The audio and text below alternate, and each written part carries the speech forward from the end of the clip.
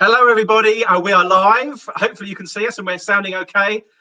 So welcome along and welcome to my good friend, Richard. Thank you, Richard, for agreeing to do a round two, if you like, of a Q&A, this time with questions from the viewers as opposed to me. Clearly I didn't scare you off the first time, right? I think this is awesome. You're in the UK, I'm in Las Vegas, and everybody's from wherever they are. It's awesome. I think this is awesome. Yeah, no, it is fantastic. So let's get straight into it. Here we go. First question. There you go. John Randall. Will Vegas casinos ever go back to having themes again? What are your thoughts on the theming era, Richard? Do you think it's dated, or would you have carried on with it? I don't know. You know, I think it's up to every individual casino. I think that's what it is. It's the marketing teams. It's who thinks what works. That's all. I mean, listen, we've had the vintage in our upstairs, and we're moving forward into a new bar, a new era, you know. So there's always something happening. I mean, listen, you still have the downtown, the Las Vegas sign yard, you know, that you can go to and see all that. So there's always themes going on in Vegas. I think there's always something going on. Yeah, no, absolutely. Okay, next question from David. Do you see a tightening of comps going forward due to the staged opening of some casinos, or will comps continue at C19 levels to draw custom? This is an interesting question, I think, because I think a lot of us are wondering whether, because money might be slightly tight, they, casinos won't be offering us incentives to go back. What's your thoughts on that? I think, David, great question. I think it's going to go the complete opposite. I think they're going to give away the house. I think they're going to make sure all your rewards programs are still valid. I think they're going to extend your status on your rewards cards. I know we are. I know at the Golden Gate, when Circa opens, I think it's going to be all something that's going to be giving you a chance to come to Vegas and have double the amount of rewards or points, or what you missed out on not being able to get during the time of not opening here in Vegas. You can use that plus. I think we're even looking at doing that. So I think that's the right way to go, and I think it's going to happen. Yeah, absolutely. And while we're on the theme of sort of the reopening, Richard's asking that Plaza say they're going to lose around about 300 slots due to social distancing. Any idea what the D will lose, and has it had an impact on the interior design and the layout of Circa, for example? Well, Richard, first off, great name. Great name. You know, listen, you're going to lose slot area. You're going to lose table area. I mean, if they want 3 people per blackjack table, you're going to lose gaming area as well, and hands per hour. You're going to lose all that. But if that's what it takes in the beginning to get back to being open, you realize we got 250,000 casino employees that we know of that are out of work right now. That's crazy. Everybody talks about the owners having all this money and everything. No, worry about the employees. Worry about the people that aren't working right now and feeding their families. You know, if we get open and we've got to skip every other slot machine, so be it. You know, I don't know about these partitions you see on Twitter on gambling tables or not. I think that's a little going too far and ridiculous. Yeah. If we have to have every other casino or whatever the measures are that we have to do, absolutely. Let's do it, get it open, and let people get back to living their lives, you know. But if we're going to lose that, that's just a temporary loss to slots. If we have 1,000 slot machines and we lose half of them because of this, or 300-400 of them, we're not losing them. They're just being closed down so you can come in and have a good time still. You know, they're going to come back. And we're not going to tighten them even more. Why would we why? If a casino does that, it's stupid, because we want you back. Exactly. If you go back home and say, oh, I'm not going back there for a while because our machines are too tight, they're trying to make up for the population that's not coming here. No. Listen, especially downtown where the slots are already looser than the strips. They are indeed, and I can vouch for that for sure over the years. But and you mentioned about the partitions, and this will probably come up, so I'd like to mention it now as you've mentioned it. In terms of, there's been a lot of publicity photos, particularly on Twitter, of the partitions, which to me look a bit pointless. If you can cough and it'll all go under the partition or whatever. can you categorically say the D is not going to be buying them? Because I know they're on trial at Elko currently. Is that something you think, can you see that coming in at all? Listen, the expense of stuff like that is incredible. Yeah. You know what? I'm going to tell you this. If a casino stays clean and they keep their people cleaning all the time, that's what's going to help. And that's where we're very strong. If you've ever come into the D, and I want you to do this next time you come into one of our properties, either the D, the Golden Gate, and Circa will be the same. We have the best cleaning staff. It's called PAD. They are the best cleaning staff. You will see them picking up stuff, even if there's gum on the carpet, they are scraping it off. They are the best in Vegas. We have gotten on TripAdvisor. We have gotten comments on how clean our restrooms are. And if you're in there, that's a huge difference in Vegas. Who wants to go into a restroom and it not be clean? But when it spills out into the rest of the property being clean, that's a big deal. Now at the front desk where we have partitions up, yeah, we may do that in a way because that is close contact, and but at a casino table, that's hard to do. And the casinos, you may think, have all this money, but the expense of that comes back on you as a customer. And we don't want to do that. We don't want to put that expense back on a customer. So let's stay clean as possible. If you walk into a casino when you get back here and you don't see people cleaning while you're there, then that's something to worry about. Yeah. But when you come to our place and you see, I guarantee you will see people cleaning all over the place right after you get up from somewhere, anywhere like that. So you can feel safe. You can feel a little bit more at home, like it was your own place. It's clean. Well, maybe some of you might have a dirty place. Who knows?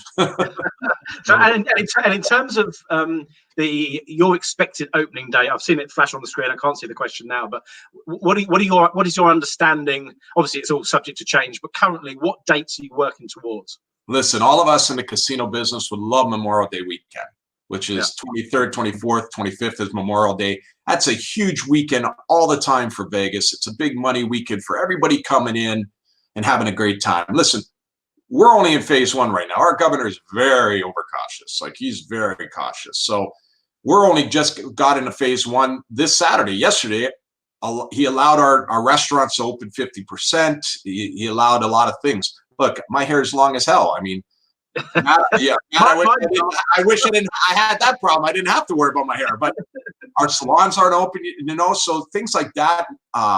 We're just getting back to opening. Memorial Day weekend, we would love the casinos to be open because it is a special weekend. But you know what? We're not sure. I think that's a lot of wishing and hoping that it would be then. But I think June. I think June's a safe bet. And especially for us downtown, being a smaller casino, I think it's a little easier to open in June. But who knows? It's really up to the governor and his staff and what they see. And listen, we're going to have cases. They're talking about, if there's so many more cases when we open, we're going to roll back. There's going to be more cases because we're doing more testing. More people some people are going to get sick when we go back because our immune systems are down. Yeah. Think about it. Our immune systems are up fighting germs all the time. We're at home. Now we got to go back to that. So I don't know. I think June timeframe. I think it's going to be seeing the casinos open. I think sometime in June. I hope so. Yeah, absolutely. That sounds good to me. Or if they lift the international restrictions, as far as I'm concerned, but that's just me being selfish. But okay, next question from Nikki Firmage. Hi, Nikki. As a huge UFC fan, how did it feel to have a picture taken inside the Octagon with Dana White? And also, do us vloggers have the green light to host our group slot pools at the D, Richard? So UFC, listen, UFC, I've been very honored to be able to take care of Dana White as one of my clients back in the day, probably 12 years ago, something like that, back in my Hard Rock days. And we became the best of friends. He's like a brother. And this guy is so generous. He's giving back. He came from nothing. And a lot of people don't know that. Dana White came from nothing. And now he's his company's probably worth double what he sold it for. It's probably worth 8 to 10 billion now. So he remembers where he came from, and I love him for it because he tips everybody, he takes care of everybody. For me, I never ask for anything. I'm not like that. But he'll ask me, you want a couple tickets? You want to come by? I said, listen, do me a favor. Let my client buy a ticket. I don't want it for free. Let him buy a ticket at just what UFC is paying for it. And then I'll bring my client. He says, come on. Let's take a picture. here's a guy that's running a UFC pay-per-view right after the main event, says, come on over, let's get a picture with you and your client in the ring. I'm like, okay, how did you remember that in the midst of all this? He's got to go to interviews. That's the kind of person Dana White is. And listen, you hear him all the time. I can say something on his Instagram page, just so you know. I can say a nice comment. He won't comment back. But if you're a hater and you say something wrong, he's coming right after you. So I love that about him. But yeah, it's an honor. I love it. I share it on my Instagram whenever I do stuff like that, because I don't do it to show off. I do it so you can live vicariously through me and being able to experience that.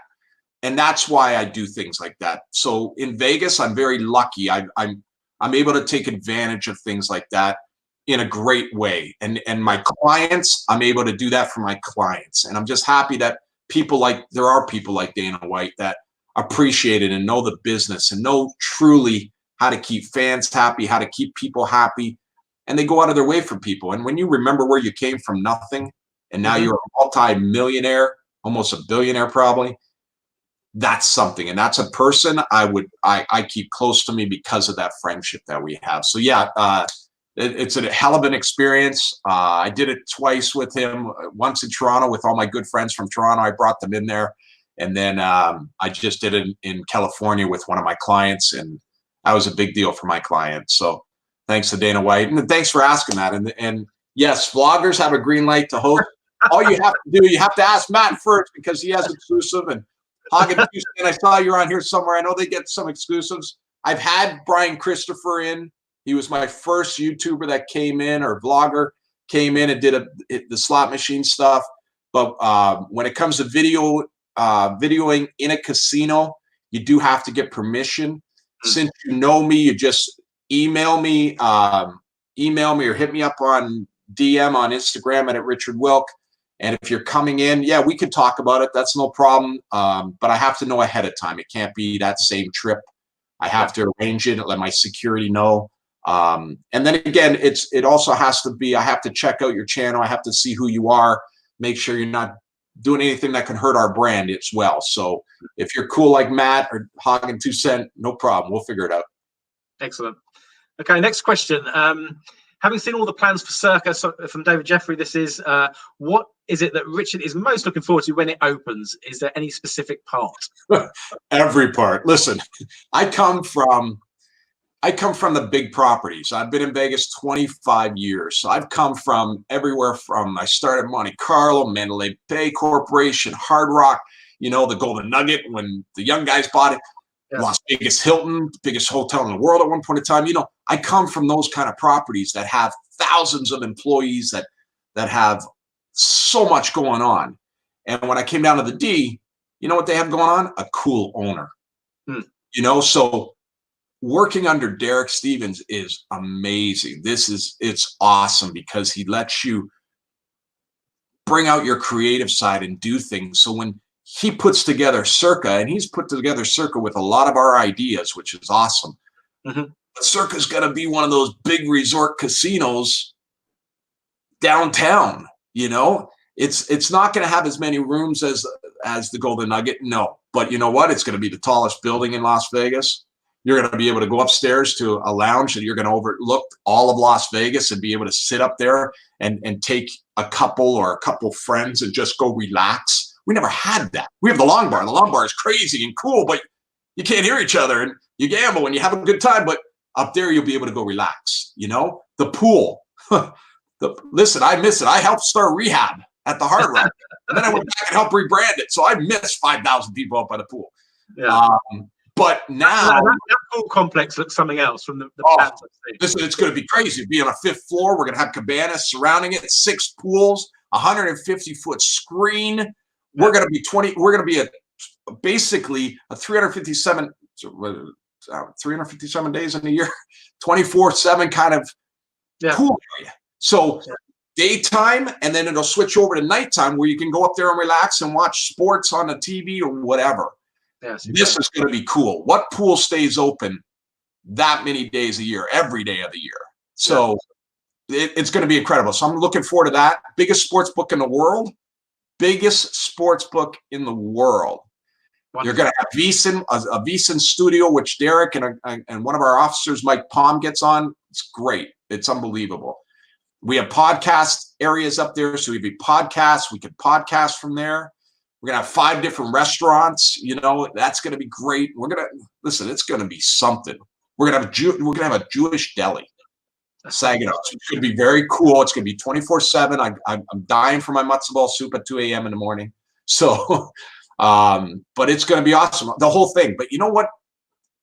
One of the biggest things that's going to be cool down there is Derek owns the Golden Gate, which is right across Fremont Street. There's a stage right there. Okay. So what ends up happening, that stage being in between Golden Gate and Circa, with the bars out at Golden Gate and all the bars at Circa, that is going to be a party place to be every night of the week. Yeah. So I'm looking forward to that because I know, well, you saw it, Matt. We went onto that VIP terrace, Derek's owner's box at the D, watched the bands, had thousands of people out there. Think of that every night.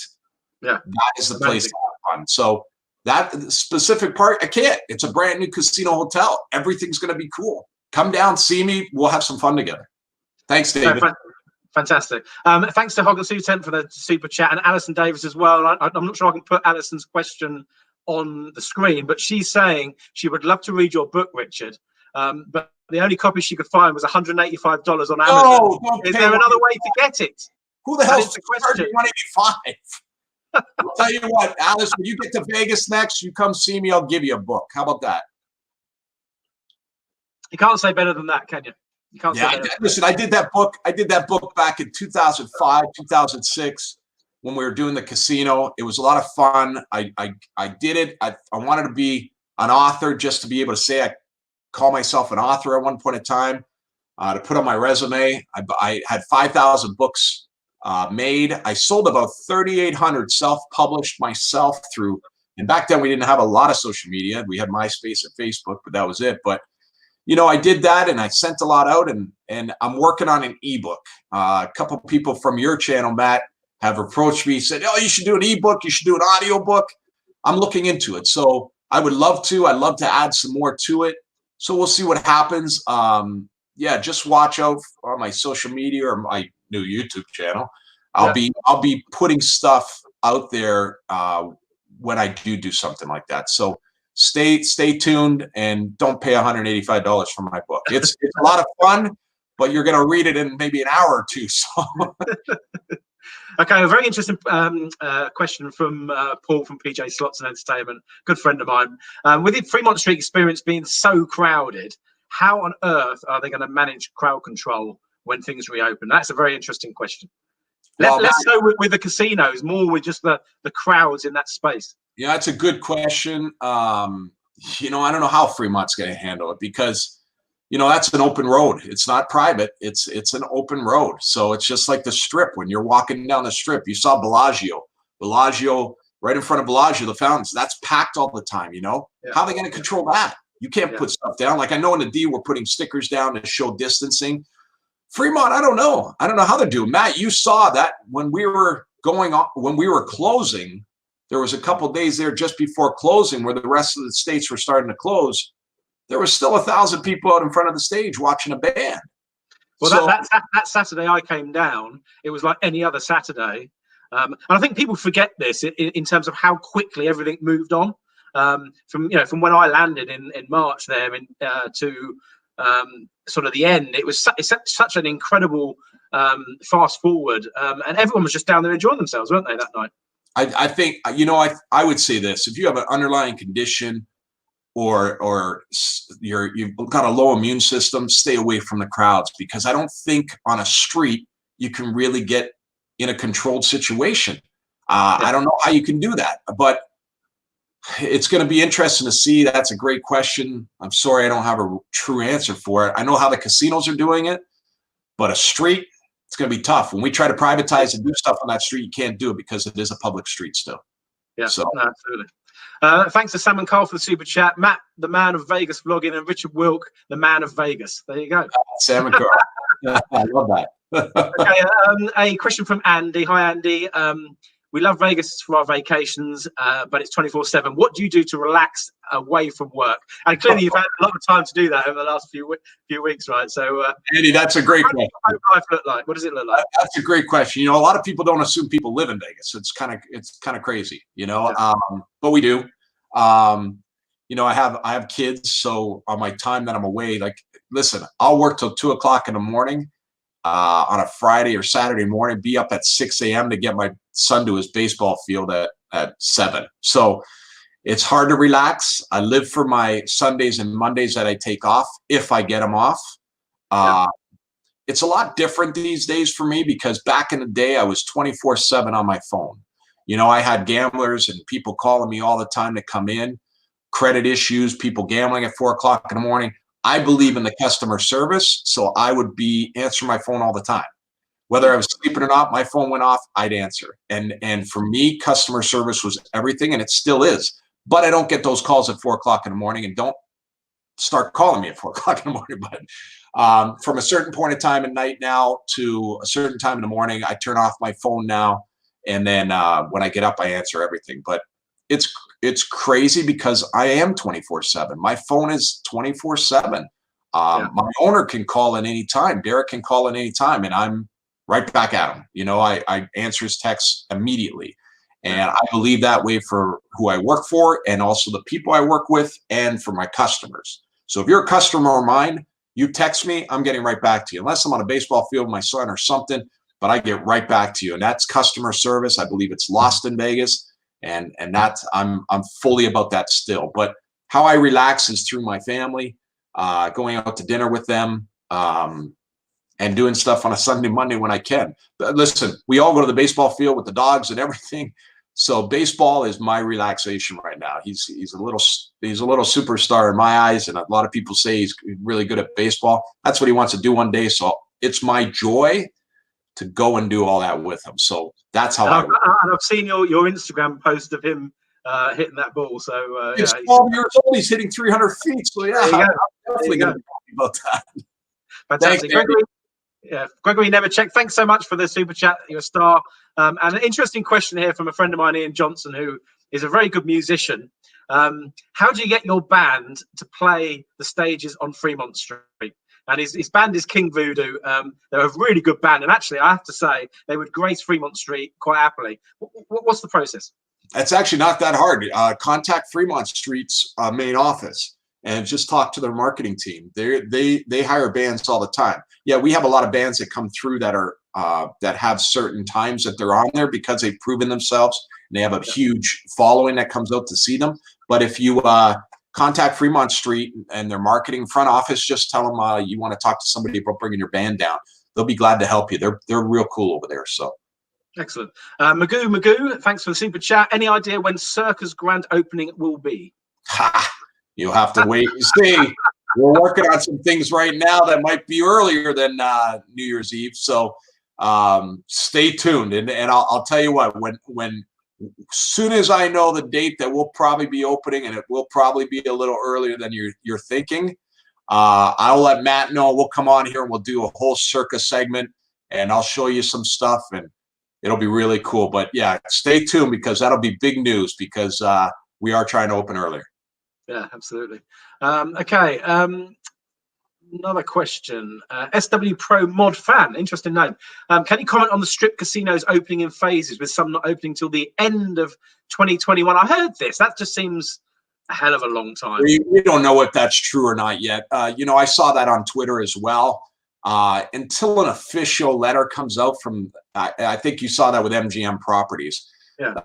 That's what I saw the Twitter about. But you know, Vital Vegas, I got to give a shout out to Vital Vegas, because Vital Vegas has the scoop on everything. Scott Robin, who does that, he's got the scoop on everything. And if he didn't post it, then it's probably not true yet.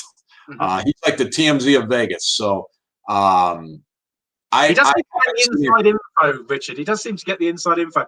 Because, I mean, when I was there in March, and I'd literally just landed, he posted that Mirage were closing, and I mean, at the time, I went down to the front entrance and asked them, the reception, and asked them, and they sort of laughed it off. And clearly, it was it was true, albeit a few days later. He does seem to have his finger on the pulse, that guy. Yeah, Scott's a friendly guy. He's a nice guy, and he has a lot of connections. He's worked at Caesars. He's worked at a few places, worked at Fremont. But, yeah, he's built up a great little news source. And you know what? Everybody goes to him in Vegas now instead of papers and stuff like that. They find him on Twitter, and they see that. Now, him getting the first scoop, that's how TMZ became so big. They got the first scoop on everything. He's getting the first scoop on everything. And you know what? I'm going to start giving him some of my celebrity scoops in the way of who comes in after they leave, So it's stuff that you want to be the first out there, but he's out there with facts. That's the difference with media today. They want to be the first, but they're not necessarily the right first ones to listen to. They're not the truth. They're just trying to get out there first. So he's usually first, and his facts are usually strong. So that's because they're insiders of the business, so they know. Or an employee's pissed off and they're slipping something to them. So I don't know. I can't see it because if the demand, now listen, if the demand's not there, which I can't believe it wouldn't be, but the demand's not there in Vegas, then maybe some of those casinos, when you own half the strip, you may not open every casino at a time. And I know they're going to have their faces, and they should. But if the demand comes back to where Vegas is, I hear everybody wants to come back to Vegas and party. I hear everybody wants to escape their stay home and come to Vegas. Listen, I love it. Hey, Richard, as a vlogger, we now have vlogs about not being in Las Vegas, let alone being in Las Vegas. That's how popular it is. and you know what you're talking about Vegas. Yes, exactly. It's just. I think it's going to matter about the demand, but I can't see the demand not being. There's a couple of states that opened up their casinos, and their casinos had record days that day of opening. And then the next days just became normal days. But you know what? Normal days are still great from a closed casino. So, you know what? Listen, I think everybody's cooped up. I think everybody wants to get out. And if Vegas is that place to come, we're going to make sure we make it clean and safe. But at the same time, you know what? The demand is going to determine what opens and how many rooms open in a hotel. Buffets are definitely gone. I can tell you that. Buffets are definitely out. And buffets anyways were a lost leader for a casino. That was just something great to be able to give back in a cheaper manner for casinos. But now, I mean, I've seen those things on Twitter and those videos of people going up to salad bars and tasting the soup and putting the spoon back in. Are you kidding me? I mean, that's sick. So buffets going away, and there were some great ones in this town, unfortunately, but to keep everybody safe, that has to be done. Yeah, absolutely. HNT, thank you very much for the super sticker. I'm not sure what a super sticker is, but thank you. Mr. and Mrs. K, this is an interesting one. Great channel, by the way. What a good-looking couple. That's awesome. Yeah, they are. And they just had a baby as well. Congratulations. If you could and had a time machine, would you continue to be the modern host of Vegas, or are you now, or switch back to old Vegas in the era of Sinatra, etc.? There you go. That's an interesting question. I love that question because that's very interesting, and it's a very hard question because I've taken care of. So a good friend of mine is Tommy DeVito from the Four Seasons, the true Jersey boy. You've heard of the Jersey Boys. He's one of them. That's Tommy DeVito. Well, he was the guy that was connected to all to the mob and the Sinatra and all these guys, right? So he's a good friend of mine. He told me a lot of stories. I've also taken care of a lot of people that had, how do I say this properly, had connections back then. And they said I would have made a great host back then. But you know what? Back then there was no rules. So if you piss off somebody or didn't give them enough credit or something, you might have ended up in the desert in a filling a hole out there. So I love that era. Listen, I love it. Some of the people I've gotten to take care of from back then that really had something to do with the old school ways and the mob and everything and how it was. Yeah, there's a nostalgia. There's a lot of intrigue from back then, and I love all the mob movies. My mother's right? So look at the thing behind me. I mean, I've got the Sopranos up there all signed on an exclusive. So that's a tough question for me. But what's interesting is back then it was different because you had no rules and hosts were on the fly and they can do stuff. it's kind of old school with Derek and who I work for now. You're kind of on the fly and doing things. I haven't stepped away from hosting because a lot of my guys I've taken care of through the years will stay somewhere. They'll bring their wife and want to stay somewhere real fancy suite or something and want to come down and eat in Andiamo because we are the best there. But they'll come down and nice plug, right? But they'll come down and call me, want to come gamble or come check out the band or come meet Derek or have a drink. So I still take care of people that way. I moved into the branding part of things where I help create a buzz, where I bring in a lot of the celebrities now because they need a place to escape to as well. And they come in and they party, and then we get it out in the press after they leave that they were there. So I love both eras. I mean, I've made a living out of it for 25 years. I've had fun doing it. I've met so many great people, so many stories. I love it. You know, I think this era is better because the stories I have now are great and they're fun. Back then, I'd probably have stories of people getting killed and shot and beat up in the back. So maybe not so much, but no, that's a great question. It's a good time. I'm still having a great time in it. And with Circa, I think we're going to have part of that old school fun, because that's what Circa means is time. It's like a time machine, kind of from the old to the new, and you're going to experience all that. So Mr. and Miss K, come on out once you get that baby settled and get used to having that baby. Come on out, we'll have some fun. And actually, a question for me before I move on to somebody else's. In terms of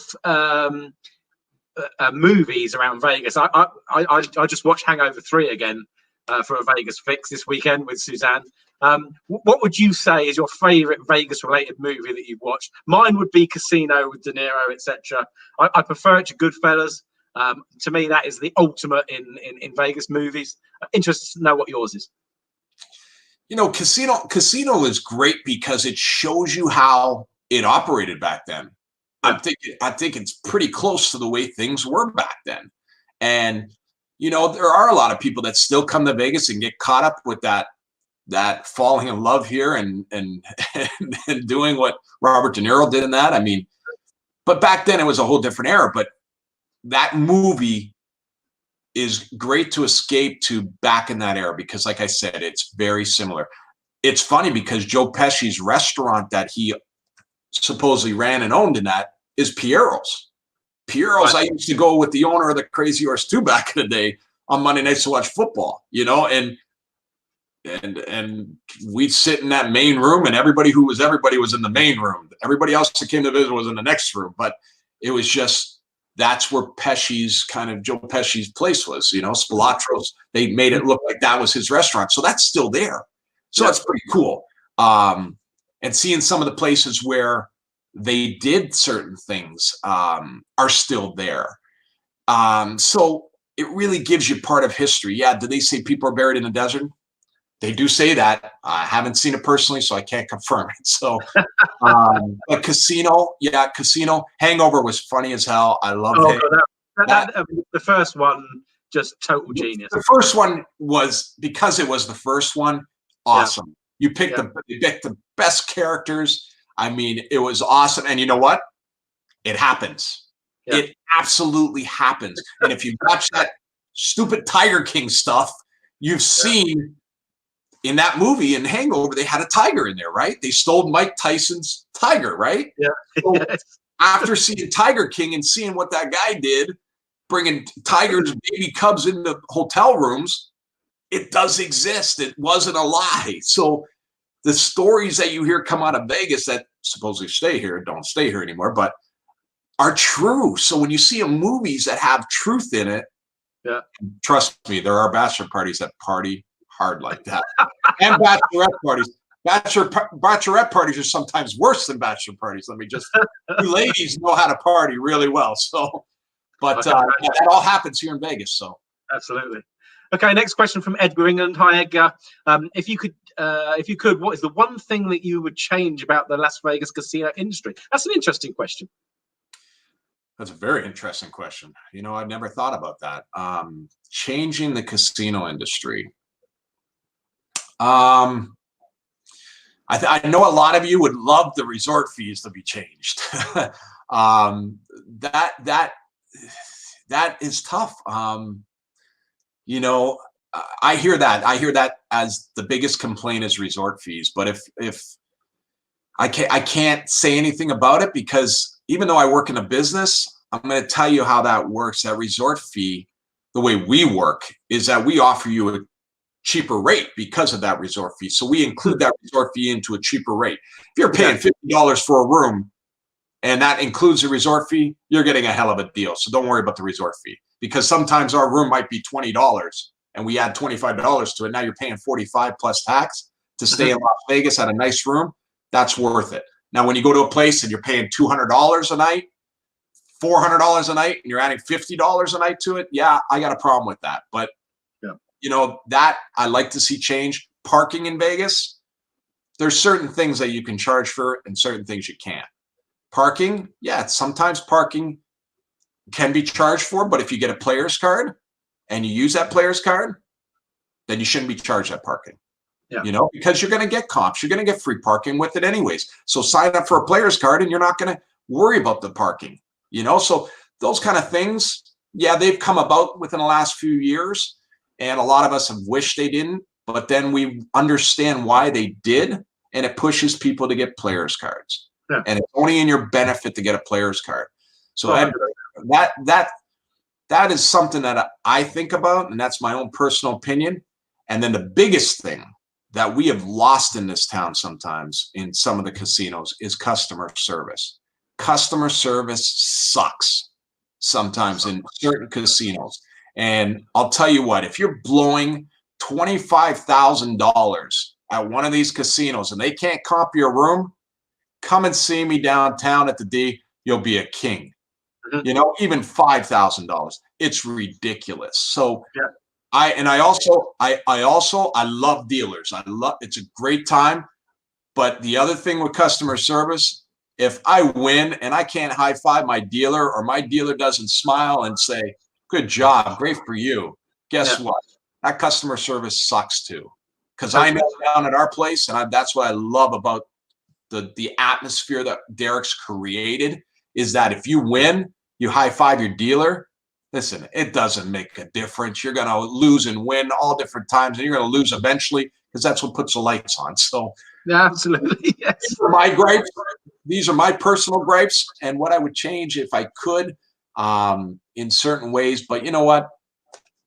Vegas is Vegas. Think about it. You know, you have your casinos opening up everywhere, and like I mentioned in your interview with you, Matt, previously, that you know, you can open up casinos all around the world, but you're always going to come to Vegas. And Vegas is always going to change. It's always going to have its old times and stuff you can go relate back to in its new times. So it's something for everybody.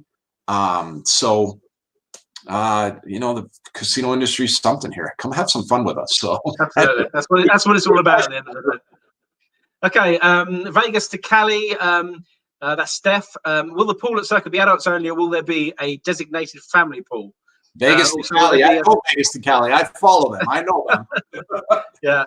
Will there be a sports book betting area at the pool? Thanks for this Q&A. Enjoy it. So, Steph, that's the situation at our pool. Our pool is going to be, I believe, a 21 and older, only because of the activations we'll have out there.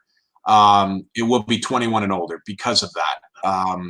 And I don't blame us for doing that, because the thing is, you don't want your kids interacting with that anyways. I've always been a firm believer you should have separate pools at the bigger casinos, which they do. So Hard Rock, we had rehab and the craziness, and then they had their HRH pool that families could go over to.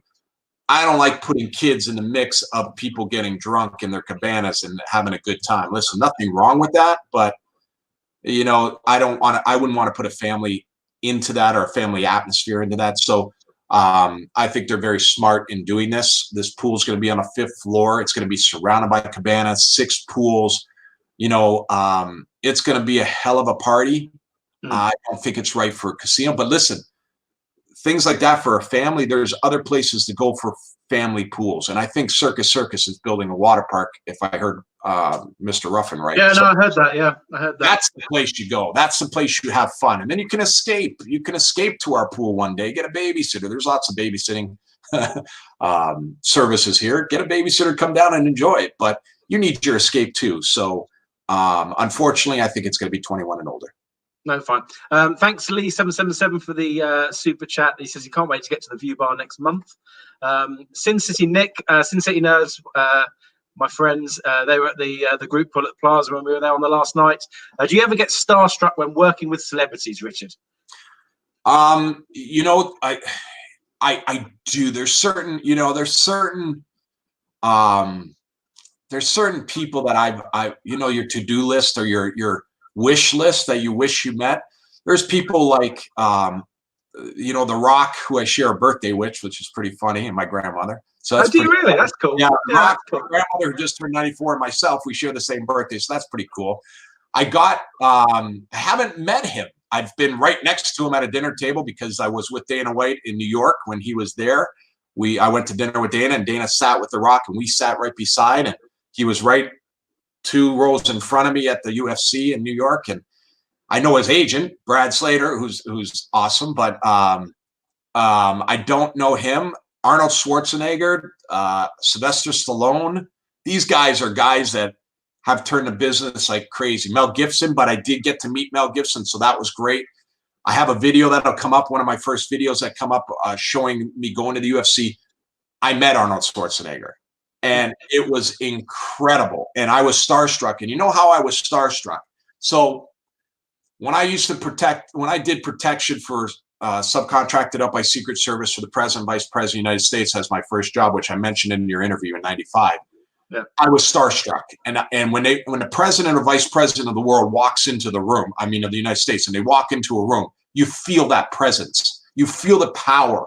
It's incredible if you're that close. So I'm back in the green room with Dana White, with my client, and the owners of the UFC, Ari Emanuel, and these guys are back there, and we're just hanging out, we're eating something, they're drinking stuff, and we're having a good time. And all of a sudden, Arnold Schwarzenegger walks back there, and he walked back with his son Patrick, and it was the presence. It was like I was like gaga. I mean, I say. No, I'll tell you what, I'm a huge movie fan, right? If I ever met Sylvester Stallone or Arnie, I would absolutely. I think I'd crumble. Listen, the big thing about them is where they've come from for me. You know. Yeah. If you look at their stories, The Rock came from nothing. You know, he even got arrested at one point in time. You know, Arnold Schwarzenegger wasn't even from here, and he came here, biggest bodybuilder in the world, became governor, did the biggest movie star in the world, teaches people how to work out. I know I watched his videos. I had a chance. I actually, listen, if I could teach you anything, network. It's the biggest thing you do. I don't care what you do. See a way into people that you can meet them. Patrick Schwarzenegger, who's awesome. His son is awesome. And I hope to build more of a relationship with him when he comes to Vegas. I got to talk to him, and we were cool, and it was fun and everything. And then I saw an end to his dad when he was sitting down. He just finished eating a cookie, believe it or not. And I just walked over to him and said, listen, I just want to tell you, you are an inspiration. And you are the true American dream. You are the true dream for anybody. From what you've come from to where you are today is incredible. And I never ask for a picture. It's usually people around me that say, hey, let's get a picture. Let's this. With him, I said, do you mind if I take a picture with you? Because you are somebody that I look up to. And he says, after that, he says, sit down. And it was awesome. We got to talk. We took a picture, and it was cool. You know, and then he's sitting two rows in front of me at UFC. To me, that's when I get starstruck with people that have earned it, people that have come from nothing and made something of themselves and are out there still treating people the way they want to be treated. And that's when I get starstruck. I've taken care of some celebrities, and I'll never mention their names, that are terrible to their fans and treating me terribly, and I was the guy taking care of them. Yeah. You know, so I will watch your movies. It's weird, but when you treat your fans bad or you treat them wrong, they don't watch your stuff, because I stopped watching their stuff because you don't like what you see. So I take care of a lot of celebrities, and I'll tell you, 98% of them are amazing. and they're great, especially all the people from WWE. They're awesome. Mhm. But and UFC too. A lot of these athletes are incredible that way with their fans. Yeah. But Starstruck, yeah, those are some of my guys. Sylvester Stallone. I'm waiting for Chuck Zito to still bring Sylvester Stallone to Vegas. So we'll see. But yeah, I'd love to meet him. The Rock, actually, to meet him, it would be cool too. So those are my guys that I would love to meet. Yeah, I'd be starting. Fantastic. And following on from this with a really sad thing that happened this week with Roy from Seafood and Roy dying. I mean, I remember seeing them. It was around about a month before the Tiger attack that obviously signaled the end of their show. And the Tiger was actually misbehaving at the time, you know. So did you ever meet them? I mean, they're total utter Vegas legends. You know, I've met a lot of friends. There's a lot of acquaintances that you meet that are friends with them. I've never had the honor to meet them. I thought about when I heard Roy's passing, it's very sad that these two are icons here, and millions of people have seen them, and it's incredible. Remember, it's not like they had a TV show. They were a show in Vegas, and people know them all around the world. So the fact that they affected so many people's lives are awesome. They were the true Tiger Kings, if you want to say it. I saw that on Twitter. They absolutely are. But I'll tell you, I saw him when I was, I think, 10 or 12 years old. When my dad used to be a big gambler, not a big gambler, but he was a gambler that got VIP seating and everything. I went to their show and I saw them, and I sat in one of those VIP booths and I watched their show. And I probably saw it a couple times. But geez, I was 12 in my teenage years, my early teenage years when I saw them. I never went back to see him. Never had an opportunity to take my kids to see them, which would have been probably very cool. But yeah, it's very sad because he's a piece of Vegas that everybody knows. Yeah, completely. No, it was incredible. Okay, next question. What's the latest? Actually, this is an interesting question with regards, and if I tie it in with London and London with pubs is like Vegas and casinos, right? Obviously, all pubs in London have closed down, and everyone's talking about, you know, when's the latest they can reopen before many will not open at all. Is it the same with casinos? Is there a buffer? Is there any help with regards to what the state is doing to help them through this? Anything you can add to that? Well, I would say the smaller casinos would have a problem reopening if there was that chance. But, you know, that SBA loan that came out for under 500 employees has helped a lot of people, a lot of businesses where they don't have to repay back that loan. So that's a good thing. You know, like I said, demand. I think what you might see is casinos going up for sale. I think I think it has come to a point where a couple of the casinos have had a monopoly on Vegas, where they've had a lot of casinos under their ownership, where they'll start unloading some of them. I think you'll start seeing that. But I think if you start seeing the phase, like MGM was talking about, opening up a couple casinos first to wait to see what the demand's like, then in that case, you just might have casinos not opening until the demand's there. Closing altogether, you can't. I don't think it's going to happen, because then you'd have to close the whole economy, and we'd have a civil war, and we'd have problems with the whole world then, you know, because then you'd be closed. There'd be no business, right? So to close altogether, I don't think so. And if it does, you're going to have some company come in and scoop it up and probably rehire and bring everybody back. So, you know, latest Vegas can reopen. Listen, we wanted to open in June. If June can be the earliest, we'd love it to be the earliest. The latest for some casinos might be into 2021 if there's no demand, but I don't see that happening. I think there's going to be demand right away. Absolutely. L&D Adventures, thanks very much for the super chat. Thanks for the live stream, Matt and Rich.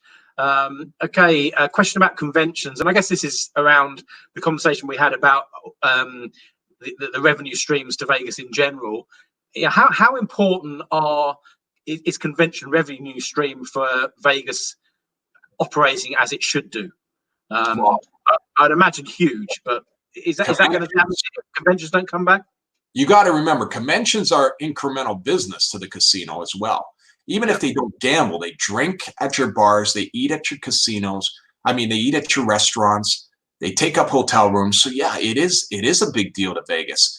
But I'll tell you this, a lot of the convention people that were coming for conventions have tried to reschedule for September, October, November. Well, those times were already busy for us for conventions. So there's not a lot of space or dates open. And those people are still keeping their conventions, is what I hear, are still coming for their conventions and still have them planned. And that time frame, you might see some conventions maybe decide not to do it until the following year. And then you'll see some of the people that had conventions now in the spring that weren't able to come, rebooking for the fall. So yes, conventions play a big part in Vegas, but at the same time, I think it's all going to come back as the economy opens and reschedule it. Because don't forget, whether you like it or not, conventions help businesses sell their products and get their name out there more and get more exposure to their customers and to their vendors. So for them to throw a convention is still very important for themselves as a company, and where to do it is Vegas is the place to do it. So, I mean, that's about conventions. So thanks, David. Fantastic. And just in terms of, we spoke a little bit earlier about your plans in terms of your own YouTube channel offline. Maybe you'd like to share this with the guys here. I had That's a question. That's your fault, Matt. I had a question before we even started about whether you've been approached to do other documentaries aside from Louis, which I'm sure you probably have. But obviously, you're now contemplating doing your own YouTube channel. Can you give us a bit of background about that? So one thing, that the Louis Theroux Gambling in Las Vegas really did a lot for Las Vegas. It did a lot for myself. It gave me a lot of exposure. And I love everybody that comes in and tells me they saw me on that. It's awesome, because 15 years later, you telling me you saw me on that is incredible.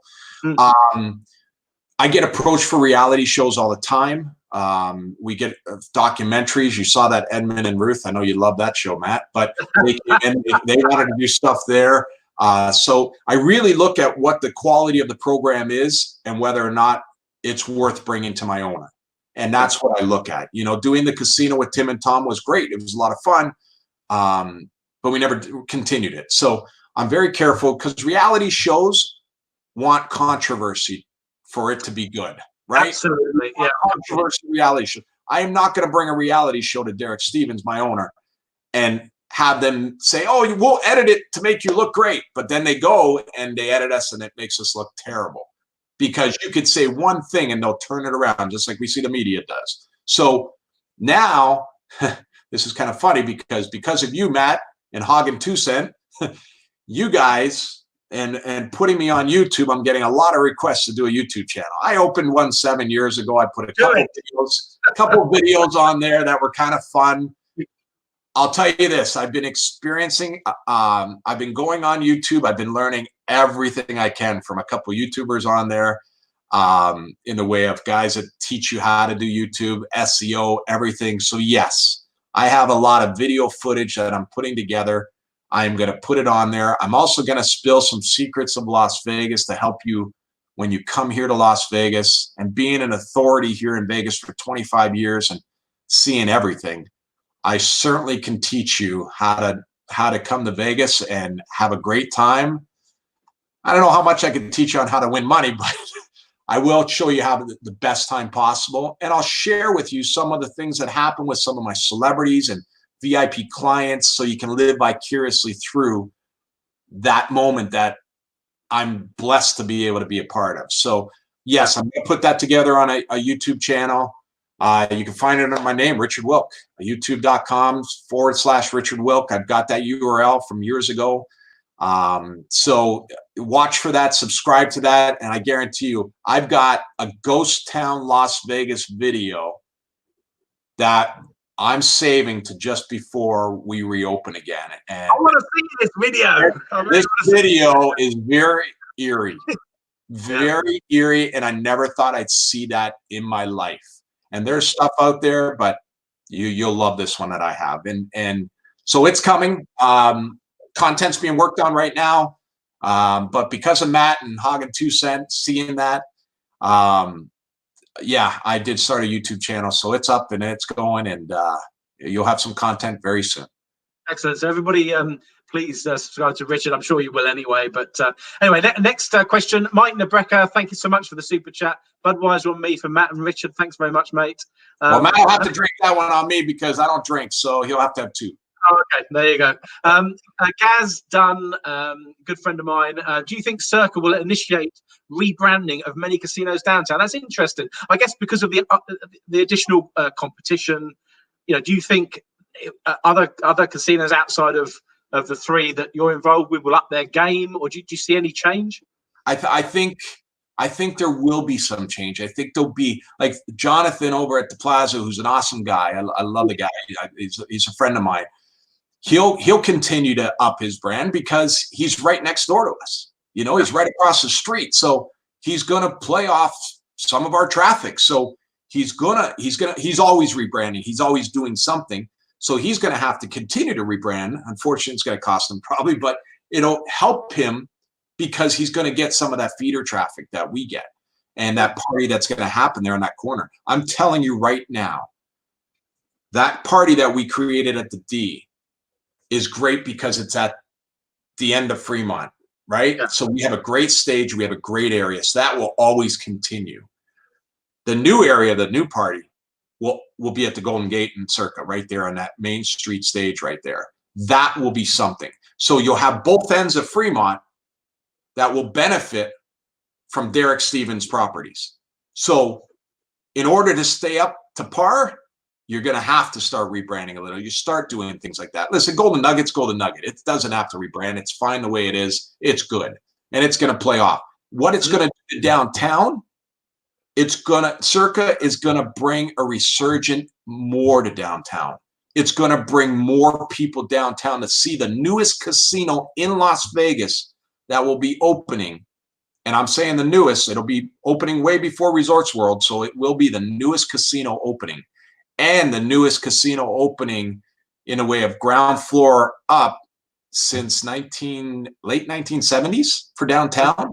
So every partner is going to play and benefit off of Circa because the crowds and the traffic that comes down to Circa is definitely going to go check out all the competitors' properties and all the neighbors that we have there. So it's going to bring that much more business. Listen, you might not know it.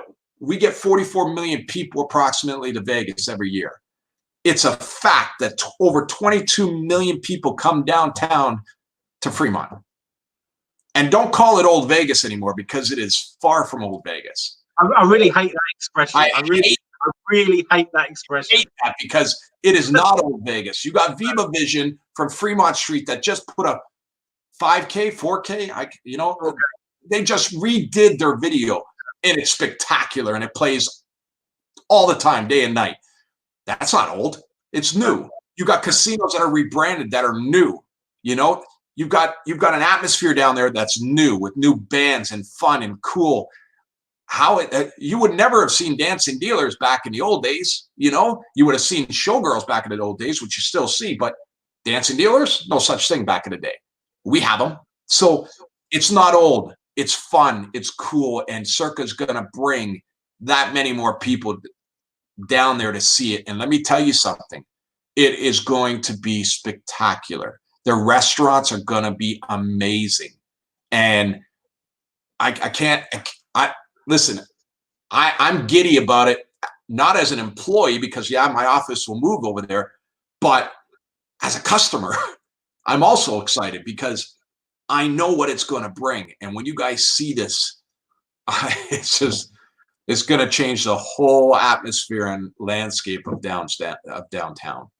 I genuinely cannot wait. I'm not, I think I said to you when we chatted, I can't remember, it was on the video, off the video, and we had the interview, but I'm not that concerned about Resorts World or the Drew as was, which obviously is now not opening. It's all about Circa for me in terms of new development and everything in Vegas. Like, I cannot wait to be there. So I know I'll be there with you soon after it opens, if not that night. So fingers crossed. So well, listen, if you have a black tie event, I expect you there, Matt. I am there. I have a black tie downstairs. I will be there. Hey, okay, next question. What I'd love to do before we answer Ryan's question, Yeah. I would love to see, because this excites me. I love to see where everybody's from. Just anybody, everybody in the room, just put where you're from. Just the state, the country, wherever. Just put that. I love to see where everybody's from talking to us, because that just blows my mind that I'm talking to you in the UK. You're in the UK. I'm in Vegas. We have people from everywhere. I love to see in the chat who's from where. You know, it'd be awesome to see. And while we're doing that, let's answer Ryan's question. So with Downtown Casino, actually, this is the reason I put this up is because for years, even though I played downtown, I could never get a casino match. And I've heard various things about casino matches where some casinos think it's not worth doing because you maybe buy them for one trip and not other trips. Your thoughts on that? Is it worth doing from a downtown perspective or not? Okay, so here's a secret that you might not know. Okay, right. Bring the offers. Grab a casino host and see if they'll match it. Even if the casinos don't match it, you can bring it to the Players Club and see if they might do a match right there. If not, find a casino host, and if you get the right casino host and you have the right casino offer, trust me, they'll do something to match it. They'll do something. And I'll put this out to everybody, okay? Anybody in this chat that comes to Las Vegas and sees me and says they're fans of Matt's and mine, come and see me where I'm working. I'll get you a $25 match play. How about that? I'll get everybody a $25 match play. I'll give them that. Cost you nothing. Give it to you, and you get that extra bet on the casino table by matching it with $25. So there you go. I just did your match. If that isn't a deal, I don't know what is, to be honest. I really don't. That is fantastic. It's free money. It is literally free money. $25. There's no value to it, so. Well, we've got a whole load of. I love that. Ireland. I love that. Netherlands, England, North Korea. Big Daddy North Korea. Damn. Oh, I got some Canadians. I love that. My Canadians. The British Army. I love huge number of people. You're with the British Army. Good for you, bud. Hey, we've got 522 people on this chat. I've only just noticed this, actually. I've been rambling away and not really looking, but that's incredible. Absolutely incredible. Great questions, too. I don't mind going a little longer if you want, Matt. Yes, we were going to do an hour, but we'll do another 15 minutes just to wrap it up. Yep. Obviously, with all of where everyone's from, I've lost the questions now. So if you have a question and it hasn't been asked, stick it down there now, and we will answer it. So, hey, Hagen 2 Cent, I see you on here, guys. Yeah, hi guys. I hope you're good, and thanks for being the moderator. I don't think there's been any. Oh, you have a few people from Ireland. That's awesome. Yeah. Scotland. Irish people love Vegas, as you know, in St. Patrick's Day normally, right? Isn't that where McGregor's from? Isn't McGregor from Ireland? Yeah. Oh, the piano player at the Golden Nugget. I saw that. Vegas to Cali. So, Richard, do you believe that the deal on the casinos will limit entry to control physical distance on the casino floor lines to get in? Well, we have to. I mean, that's going to be the governor's mandate. We're going to have to be careful. We can only operate at a 50% that I'm hearing. But the beautiful thing about a lot of the casinos, they've adapted to the heat scanners. So whether you're walking in, they can tell if you have a temperature or not. Yeah. So, but the biggest thing about that is you're walking in from listen, we're 90 degrees, 95 degrees out here right now. So when you're walking in and you've been walking on a strip all day, your temperature is going to be high. So there'll be a secondary area where you can go and cool down and just double check. But I think every casino is going to have that, which will be great. We limit entry. Yeah, if we get packed, we're going to have to limit entry. And that's nothing new for us because we've been packed and had to limit entry. So our security is very good at that, and we're accommodating. And let me tell you something. We're going to be as safe as possible, and we're going to be cleaner than we already are, which I don't know how that is possible, but we will be. Absolutely. Okay, let's find another one. Hang on. Okay, yeah, this one's close to my heart because mine would be Stardust. Which casino no longer in existence do you wish was still around? Oh, that's a great question. Mine is definitely. I used to love the Stardust, Richard. I used to love it there. Stardust is you know what too? Stardust and Frontier, because they were right there beside each other. Oh, and Frontier, loved it there. So I remember them when I was young. I stayed at the Frontier. I remember the pool there. When I was 21, when I was gambling on a table, and I won't get in trouble now because I'm too old, but I was 20 years old, turning 21 at 11:45. I was gambling at the Aladdin. We were staying at the Aladdin. My dad was joking around, and at 12 o'clock said, "Check his ID," from across the pit. And the pit boss came over, checked my ID. I just turned 21 at 12:01. So I was gambling there for 15 minutes. So the Aladdin is a dear place because I turned 21 at the Aladdin. So that was pretty cool. Then you had the Dunes. Funny story, real fast. Old casino, the Landmark, across from the Las Vegas Hilton back in the day. Used to have a famous comedian that was rated XXX on the sign. My mother and my father brought me to Vegas one time, many times, but this time, and my mother was walking in from the main entrance of the Las Vegas Hilton with me, and all of a sudden, this short, older black gentleman does a wolf whistle and says, "Wow, look at that, mama." And it was Red Fox, who was on that sign with a XXX for his show. So I always remember in old movies, when you see the Landmark, I think in Casino, the Landmark coming down and that sign. So that sign is very dear to me as well because of what he did with my mother, and it was very funny. So that's a cute story. I saw a question in here. That's a great story. Largest amount from Richard, another great name. What was the largest amount of money I've ever seen lost? I can tell you I've seen multiple times $1 million lost. So I've seen $1 million lost. And with that same customer, I've seen it won back and lost again. I've seen $1 million lost and then made back up a couple days later. It's always around $1 million, $1.1 million I've seen. I've taken care of some of the biggest players in the world. So excuse me by telling you that in the way of, I'm not trying to brag, but that's been the most I've seen lost. And I still are baffled by that amount of money and seeing $10,000, $50,000 bets. When I saw my first $50,000 bet on 2 spots, it blew my mind and it shocked me. And I've been in this town 25 years. So to see somebody betting that shocked me. So I'll never tell you who they are, but because I'm always, it's always confident.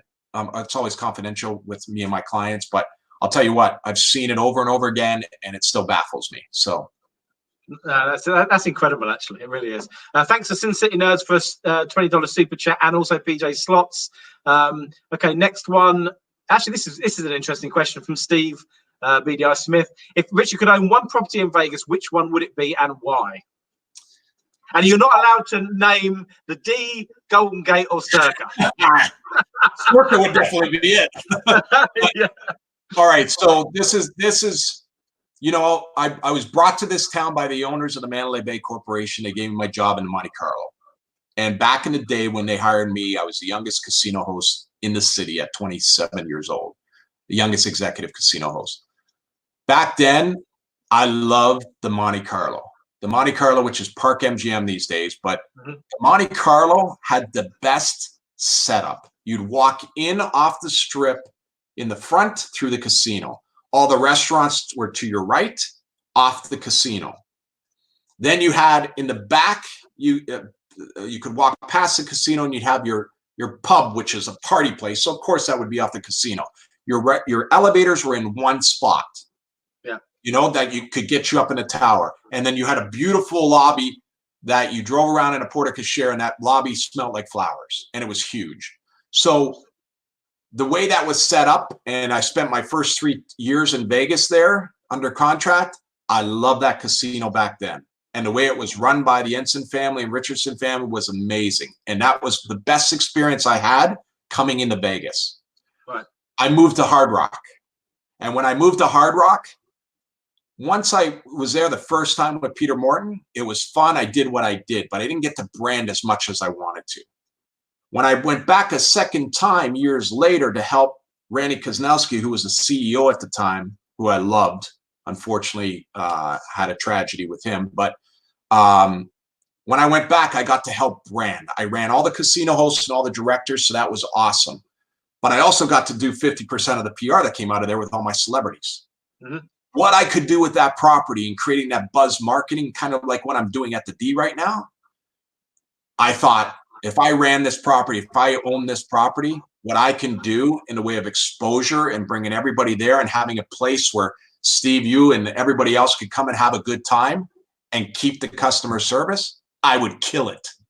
I would kill it, because the way I treat customers is also the way I treat the people that I work with.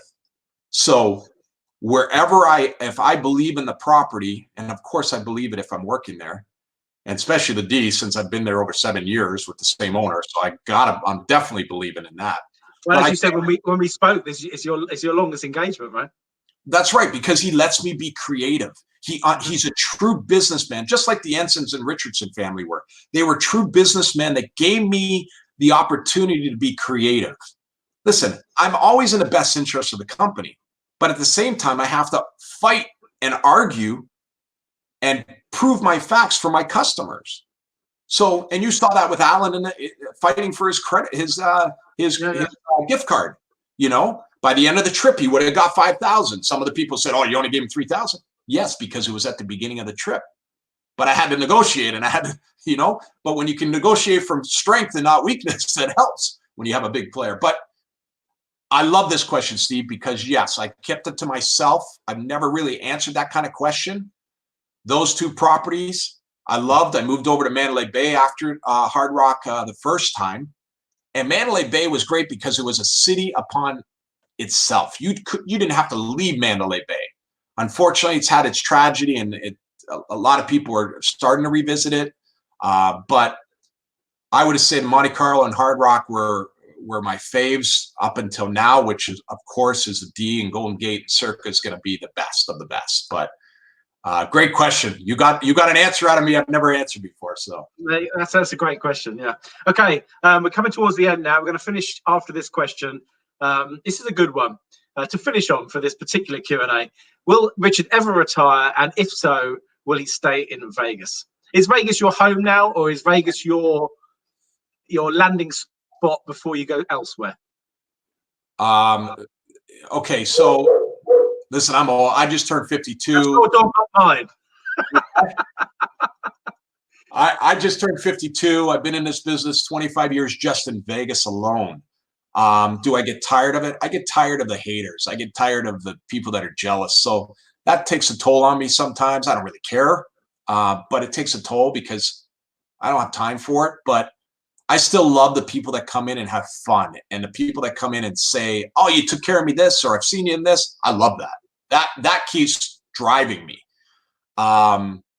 You know, Derek Stevens treats me very well. He treats my family well. It's hard to leave somebody like that. And as long as I can work for somebody like that, I'm loyal. And until my feet don't move anymore, then I'm a Vegas guy now. It's been good to me. It's, you know, I'm from Toronto, outside of Toronto, in a little town called Guelph of 100,000 people, maybe more, 150,000, but that's little to me. But I grew up around Toronto, and I had a good reputation there, and I was in the nightclub business and security business, and it was great. But Vegas it's given me my stories. It's given me life. It's given me my kids. I have 2 kids because I'm in Las Vegas, you know, and that's a big deal. Like, that's my greatest gift, is those 2 kids. So Vegas is always going to be home for me. Now, if something comes up and it's better for my family, listen, my kid becomes a Major League Baseball player. When he becomes, I think I got maybe 10 years. He's 12. I maybe got 8 years. He becomes a Major League Baseball player. I will retire because he'll be a big deal, and he can support his dad, and I'll go around watching his games. So, but I still got another good 8 years in me, I'm sure. So, Well, I think that was a great question to end on, and thanks so much, Matt, Richard. hold on, Matt, I saw one from Curly, somebody that talked about Elvis. Yeah. I think it was a regret if I'm not around during the Elvis time. I'm pretty sure, but Okay, yeah. let me tell you something. That would have been awesome because I would have tried everywhere in my power to try to take care of Elvis. I would. Can you imagine it? I know. So, yes, Elvis the King. That guy changed history. So yes, I would have been gaga. I would have been starstruck. You name every word in the book. If Elvis was around during the time that I'm taking care of people, I would have tried to get any access to him possible and become a friend.